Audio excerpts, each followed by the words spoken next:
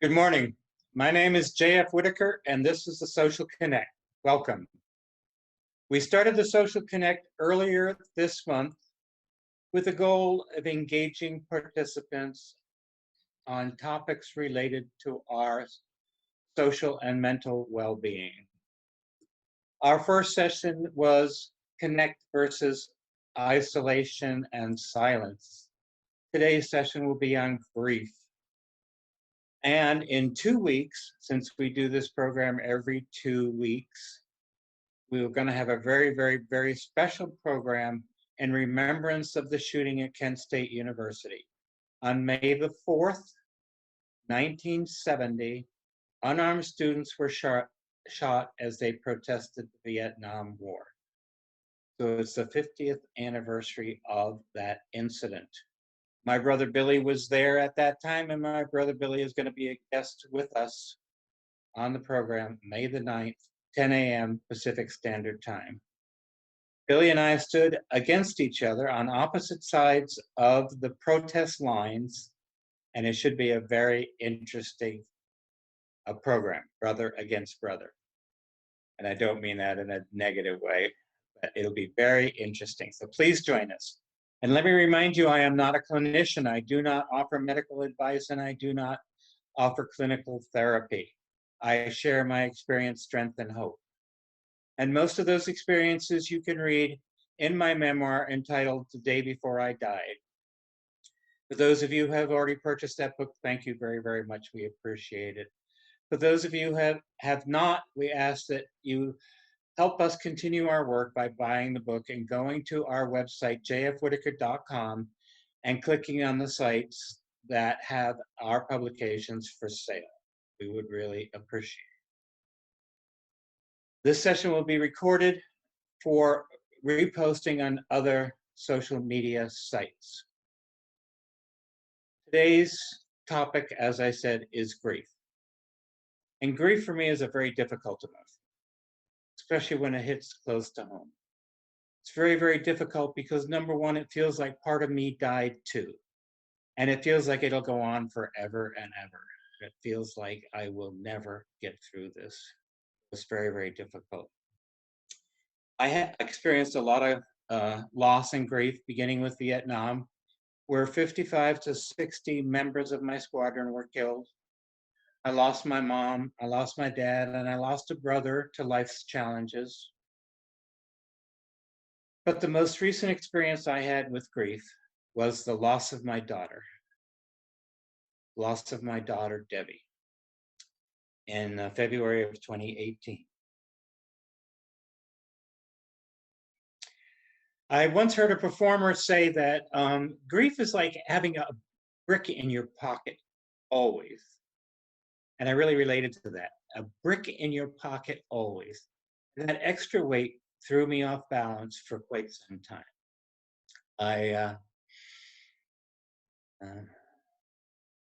I did not know how to get back on track. I did not know how to get back on balance. So let's see if we can help each other. I'd like to read to you from the book what I wrote about my daughter's passing.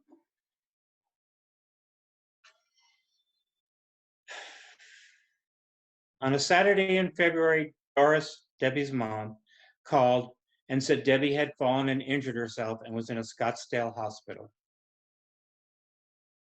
I was living in Palm Springs at the time. I told Doris I would throw a few things in the car and be there quickly. She said, no need to rush. Weak from health issues, Debbie had fallen down a flight of stairs and was in a coma.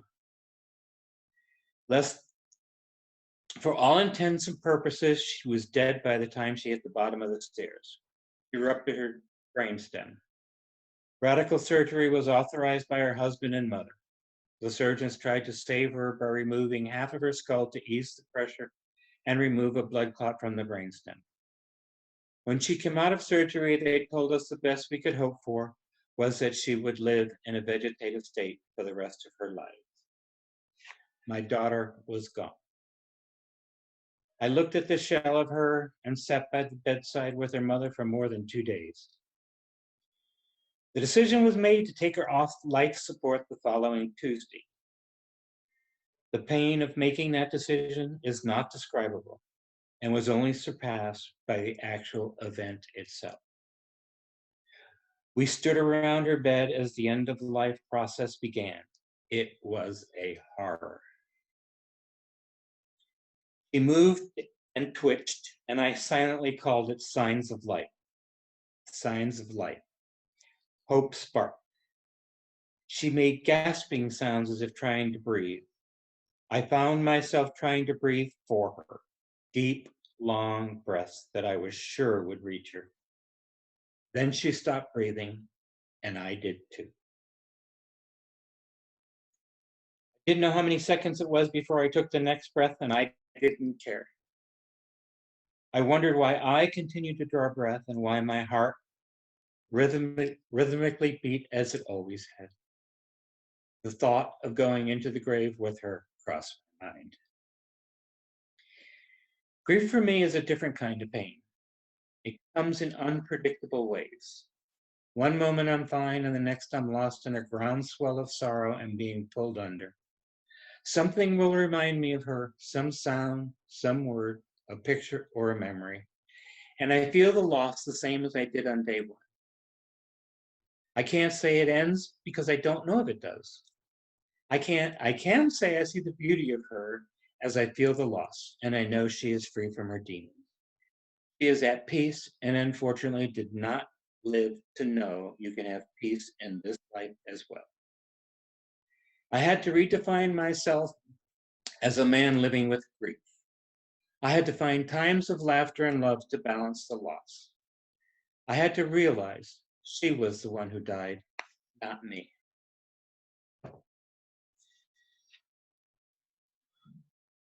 In the book, I share a solution with you for coming out of the darkness.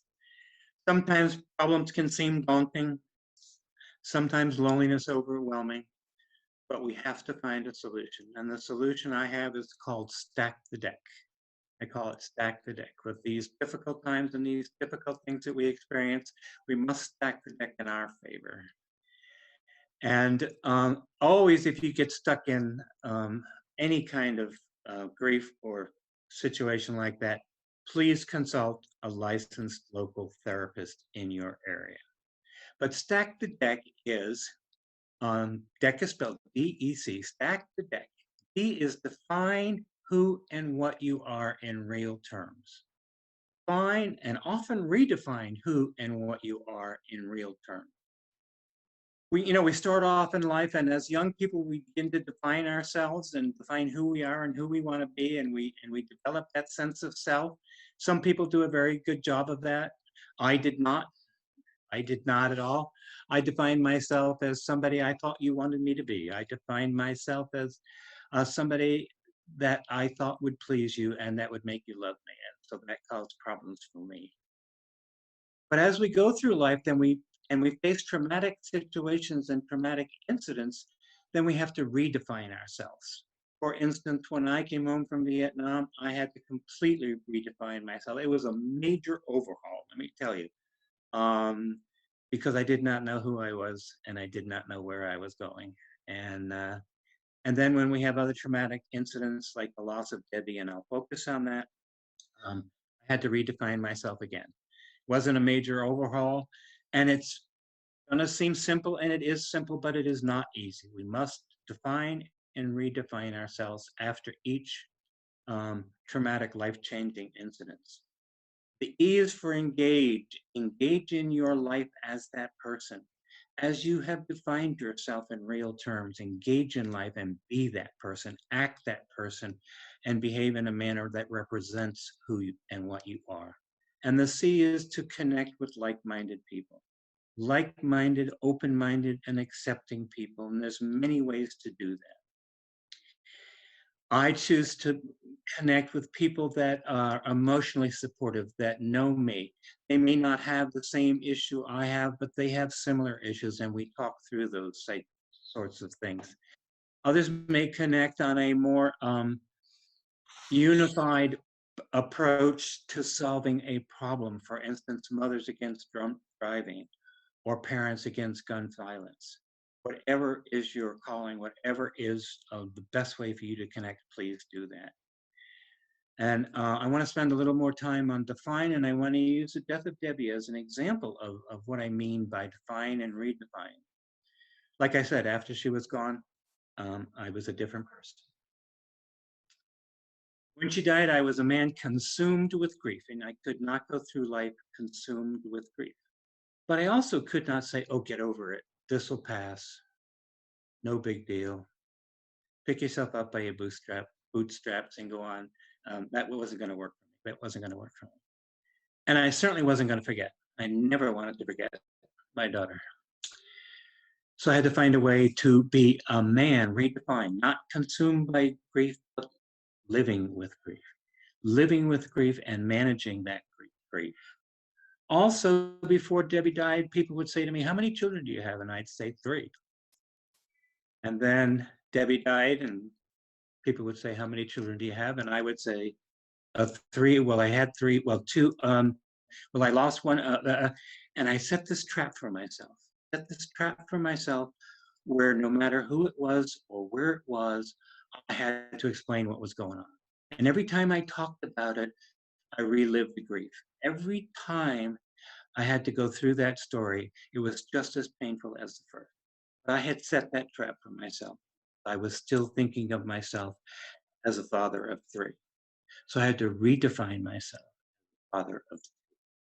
The question was, how many children do you have? And the answer is 2, not 3. The question wasn't, how many did you have? And by doing that, I set the stage for who and when and where I want to share my grief with. I am not trapped. In that first situation, I either get to tell the story or say, I don't want to talk about it and come off as rude. And I don't like either of those options. And so I manage the grief on one side. And on the other side, I say I have 2 children. And when I say that, I think of my 2 children. I think of my daughter, Julie, who lives in the desert, surrounded by family. She has her husband and her daughter and her son-in-law and her 2 grandsons and her in-laws. And it brings joy thinking of them at peace. And I also think of my last visit to them when I practically destroyed some of their furniture, chasing my great-grandson around the living room. And then I get to think about my son. I get to think about my son who lives in Arizona, who's strong, dedicated, and a loyal family man. He and his wife, Jennifer, have some life challenges. And they faced them with strength and dignity. And I get to think about the day the phone's going to ring and they're going to say, hey, we want to go away. Can you come babysit Grace? And I get to say yes. Get to say, I'll be there because I will be there for my grandson. I will be there for my children.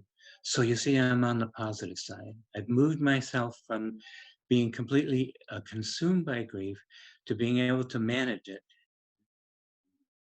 and be on the joyful side of life, be on the side of life that's left. Remember what I said in the reading. I had to remember she died, not me. And I am not saying by any means to not share your pain. I am a strong believer in absolutely share it. But you get to choose the time and the place and the people you share with. And that's very, very important. And I have a philosophy, and I believe this is true. Every time you share your pain, it's half and half.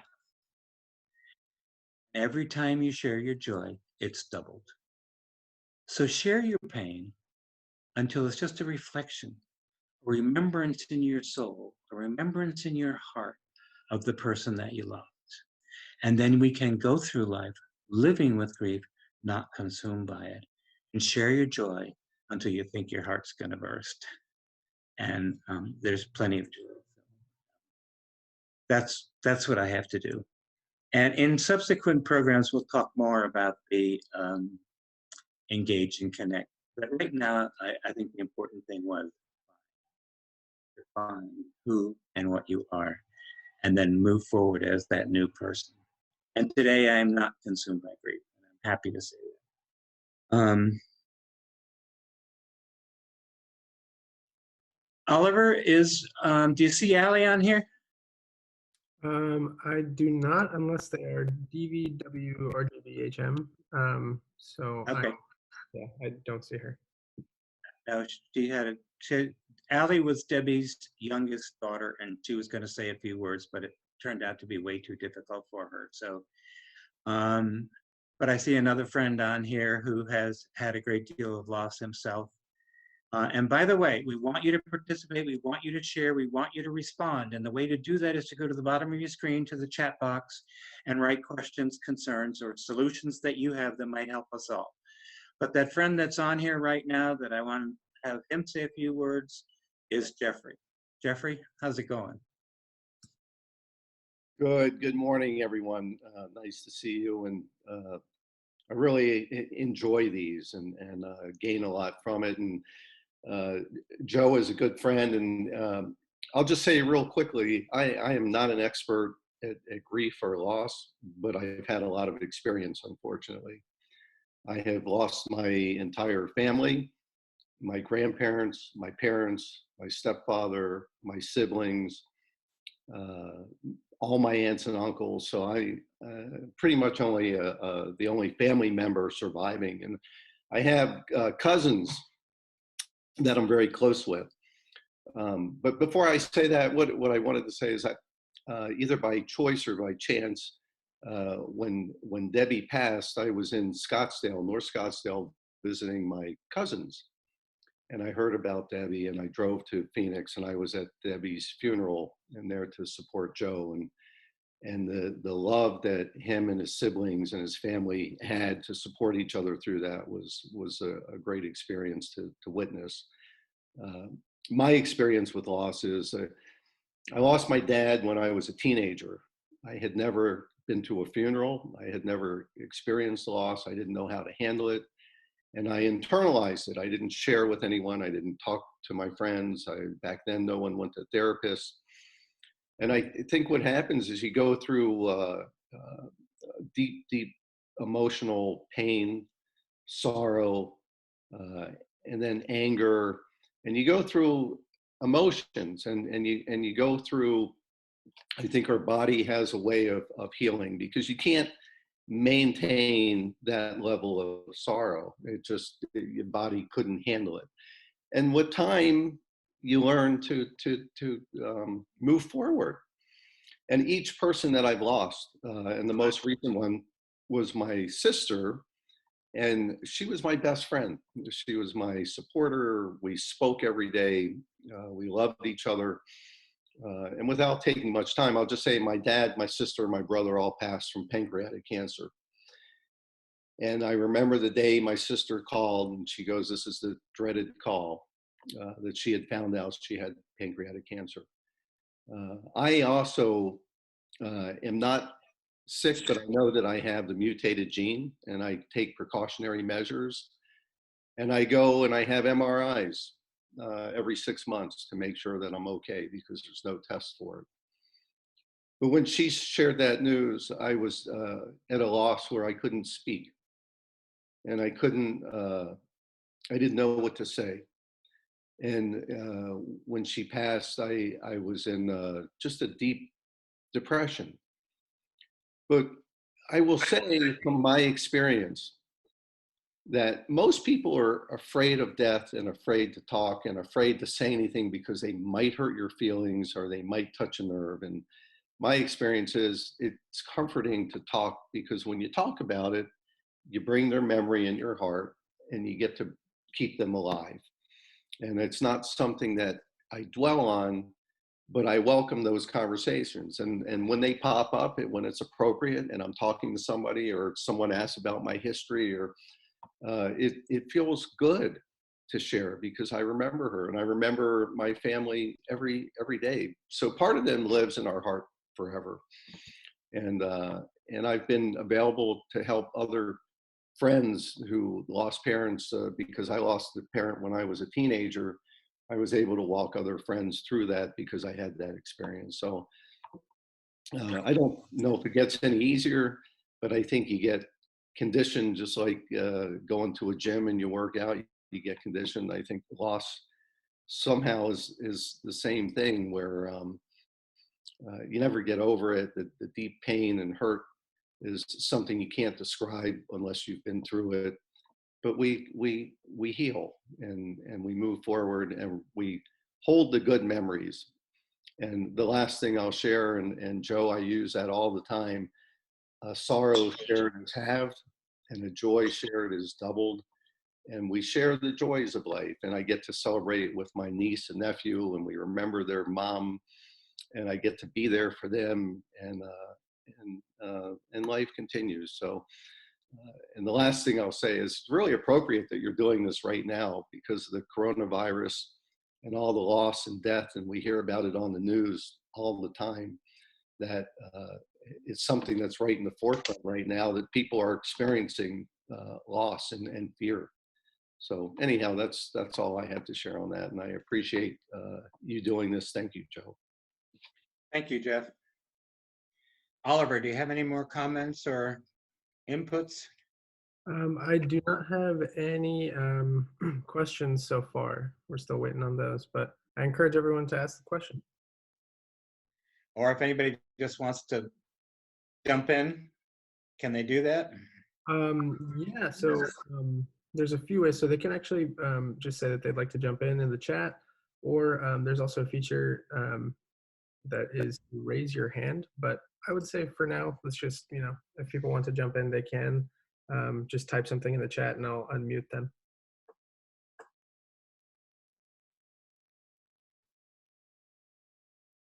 I see people look like they're typing.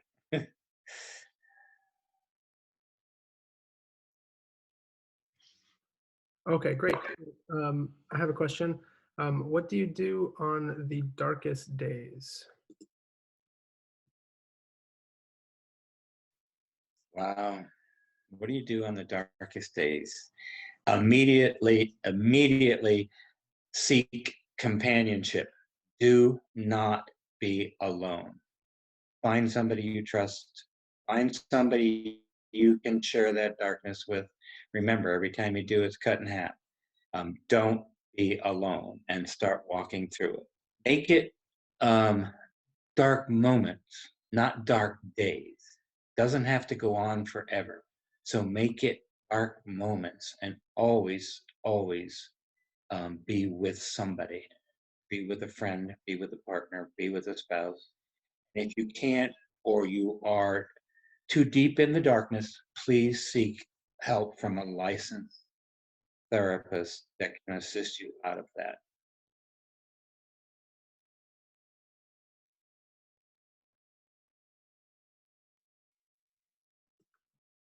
So I have another one, and this one is, do you believe, well, before we get to the question, I have someone that may want to share a little bit, so I'm just asking them privately to see if they want to share. If not, I can just, share it for them.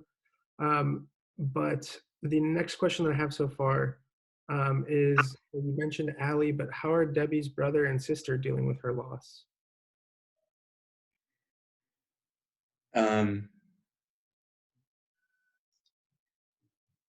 Debbie had 3 daughters, 1 son and 3 daughters.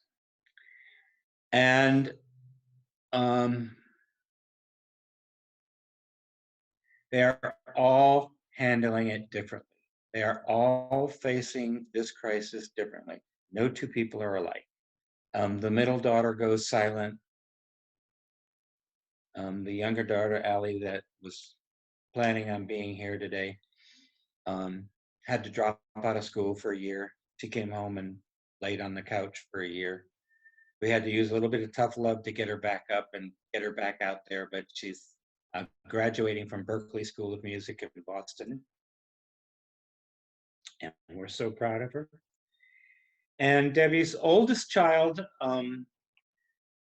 is taking it defiantly. She's going into the world defiant that she's going to be fine and she's going to survive this crisis for her. And it actually changed her life. She is doing very, very well. She started her own business. She's doing good, but she's used the strength of defiance to get there. So everybody's different. And her son had a strained relationship with her, so there's no response to how he is doing with this. He was there at the funeral. He was very supportive, and there's a long history there that I don't want to go into right now. But my daughter was an extrovert. She lived on the edge.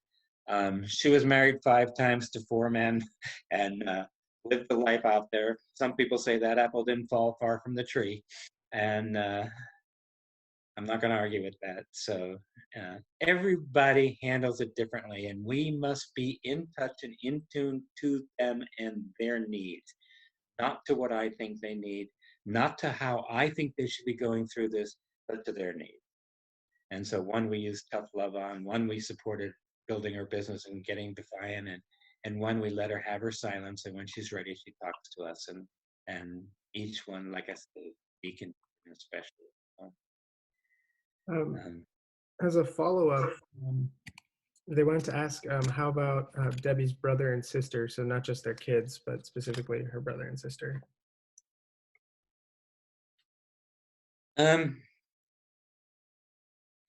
That's a tough one. That's a tough one. They took it very, very hard. I have never seen my son so emotional.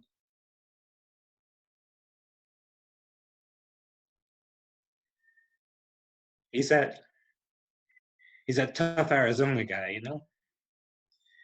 They don't show that, but he got very, very emotional with it, and he had to deal with it. And Debbie's sister Julie took charge, just came charging in there, took over everything, helped with making the plans, and just moved right into the oldest sibling role, and dealt with her own grief a little bit more privately than the rest of us did. But she's doing fine. This has been a very, very challenging and difficult loss, as you well know. And it's over 2 years old. So when I say, does grief end? I don't know. I don't know if it ends, but I'm managing it better, and I'm getting through life better with the help of you all. So I hope that answered the question. I got a little distracted myself there. Okay. We had an audience member that wanted to maybe share a little bit of perspective on their experiences with grief. So I'm going to mute them. It's Tessa, and here you go. Thanks. I just wanted to share that when I was in my late teens, early 20s, about 4 different people close to me died within a 2.5, 3 year period, including my father and my only living grandparent, and my favorite aunt and a boyfriend. So, and in my family, when my father died and when my grandmother died, we didn't talk about it. My siblings and my mother, we didn't talk about our feelings at all. So I basically stuffed all the emotions related to it, to all those deaths, drank a lot, and just didn't talk about that for years and years and years until I was in my 30s. So I was more than 10 years later, and so those feelings didn't go away. They affected my life, and it was only once I started to address them in my 30s that I was able to heal. And then my mother died 15 years ago when I was in a completely different place in my life, and had a spiritual foundation that I did not have back in my 20s. And it was a completely different experience. I mean, I think it was probably also helped by the fact that she was, 83, and but I was able to talk about my feelings, I was able to cry, and and also deal with what needed to be dealt with. So it was just a so much healthier experience.